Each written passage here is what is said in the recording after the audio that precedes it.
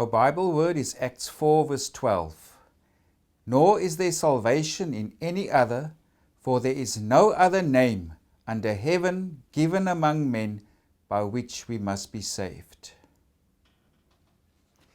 So this is the Acts of the Apostles, and of course Luke also wrote the Gospel, and now he has a follow-up to his Gospel, and now he covers events roughly from 30 to 60, 62 AD, where he covers the spread of the early church. And our portion, the early chapters of Acts, focuses on Apostle Peter and all the other missionaries that were based in Jerusalem. So it focuses on Jerusalem and developments around Jerusalem, and yes, specifically of the activity of the apostles in Jerusalem. And our text goes back to what happens in Acts 3. There, the apostles Peter and John, they were on their way to the temple, and as they made the entrance to the temple, there was a man who sat there they brought him there every day for him to beg for alms from people who entered into the temple. And Peter tells him, I don't have money to give you, but what I have, I will give you. In the name of Jesus, stand up. And the man stood up, and he was jumping around, obviously joyously, and he followed them into the temple, jumping up and down and praising God. And all the people saw this, and they were astonished because they knew him. Luke describes that this man was been healed from birth for more than 40 years. And so the people knew him because they recognized him. This is the man who sat by the entrance to the temple. And here he is now, jumping up and down, walking around, being perfectly healthy. So then Peter addressed the audience through a sermon, told them about Jesus, and then in chapter 4, then the people come to arrest them because there's this big commotion in the temple. They perform this healing.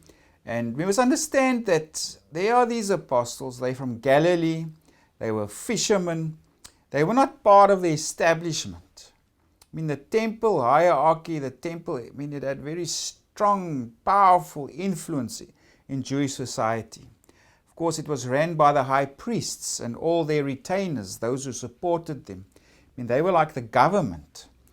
And here is Peter, and he's performing this miracle. He's one completely outside of the system.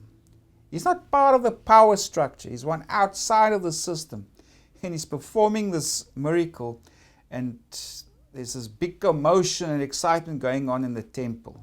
So, of course, the temple authorities were not very happy. If we go to chapter 4, verse 1, it says, Now as they spoke to the people, the priests, the captain of the temple, and the Sadducees came upon them. And they were arrested. And it was already late, so they were kept over for trial before the high priest the next day. And if you read about this trial, you'll see that Luke specifically mentions Annas and Caiaphas. Now, of course, Annas and Caiaphas, they were the main power, the bigwigs of the temple structure. And they dominated Jewish leadership in the first century and the running of the temple, etc. And it's important to realize this. Annas, he was a high priest from 6 to 15 AD. And from his time until the crucifixion of Jesus, 25 of the 27 years, the high priests came from his family, be it Annas himself or his sons. So Annas was from 6 to 15, Eleazar was from 16 to 17, and then Joseph Caiaphas, that was the son-in-law of Annas. He was there from 18 to 37 for a very long stint. And this house of Annas continued to dominate the high priesthood. There was Jonathan and Theophilus and Matthias, and later on also another Annas, 2 Annases that followed after that. And the high priestly families, they made lots of money also from being in charge of the temple. Because the money changing in the temple, they profited from that. They sold animals for sacrifice, also made lots of money from that. And they were stinking rich, the high priestly families. So Annas, if you read of Caiaphas, who was the man in charge of Jesus' trial, also think of Annas. Annas, his father-in-law. Annas, he was like the Don, so to speak. He was the real power behind the high priesthood at this time. And they, of course, killed Jesus, because Jesus threatened them and their control of the temple. Jesus told them, you made it a den of thieves, because they profit so much from the temple. So they killed Jesus, and they're in charge of the establishment. They have incredible power and authority and control, etc. Of course, it's their source of wealth, their source of money. So yeah, there are these fishermen from Galilee. They perform this miracle. So they're outside the system, so they're brought before Annas and Caiaphas for trial. And if we go to verse 7, they ask them, by what power or by what name have you done this? Because this is out of the ordinary. Doesn't come through the normal power structure, etc. Then, of course, Peter goes on and he gives the answer. That's in verse 10. Let it be known to you all and to all the people of Israel that by the name of Jesus Christ of Nazareth, whom you crucified, whom God raised from the dead, by him this man stands here before you whole. So Peter is also implicating the high priesthood here. He says, you killed Jesus, but God raised him from the dead. And by his name, the name of Jesus, this man was made well. So it completely undermines the authority. They thought they got rid of Jesus, the Jesus problem, if you can put it like that. But yeah, it's come back now. It's not gone away. Here are his apostles, his followers, and they healed in his name. In the next verse it says, this is the stone which was rejected by you builders, which has become the chief cornerstone. So here the apostles also saying, this Jesus is the cornerstone of the new temple. So in a way, Peter is telling these high priests, you're out of a job, essentially.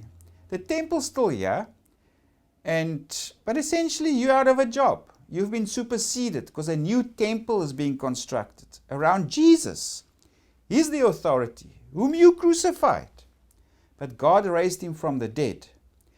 The early Christians, they believed in this new temple that's being constructed, but they were also faithful in this regard that they actually went to the temple regularly.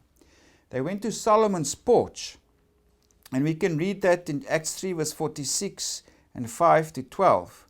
And Solomon's porch was a colonnade that ran along the eastern side of the temple. That's where the early Christians often gathered. So they were still faithful Jews. They went to the temple, they prayed in the temple, they also preached in the temple, but their relationship with the temple was also ambiguous, because they're also saying, Jesus is the cornerstone, or it can also be translated as the capstone of the new temple. Everything is about him now. So the apostles also telling their Caiaphas and Annas and this powerful high priestly family that was in Jerusalem at the time, you're already out of a job, so to speak. You just don't know it yet. And you rejected this Jesus, you temple builders. But the real temple is being constructed around Jesus, whom you killed. And then we come to our Bible word. Nor is there salvation in any other, for there is no other name under heaven given among men by which we must be saved.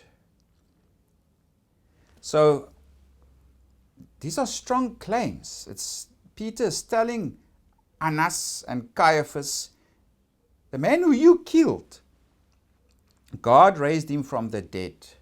The man who you killed, he's a source of salvation. And the man who you killed, through his name, this man was healed. That's the power and authority, or the source of our power and authority that we did this by. And of course, the high priests, they just couldn't punish Peter, whatever, because the evidence was there for all to see. The man was healed, who was lame for over 40 years. Everybody saw him jumping up and down in the temple. So they can't punish the apostles. So they held a conference and they said, you must not preach in this man's name. They want to get rid of the Jesus problem again. But of course, the Jesus problem is only starting because his apostles are proclaiming him. By his name, they perform this healing. And he is a source of salvation. Whom you, the high priests, whom you killed, you crucified him. But God raised him from the dead. So that problem you thought you got rid of is not away. It's still here for you. And in effect, you're out of a job. Because a new temple is being constructed. And the apostles form part of this process of building the temple.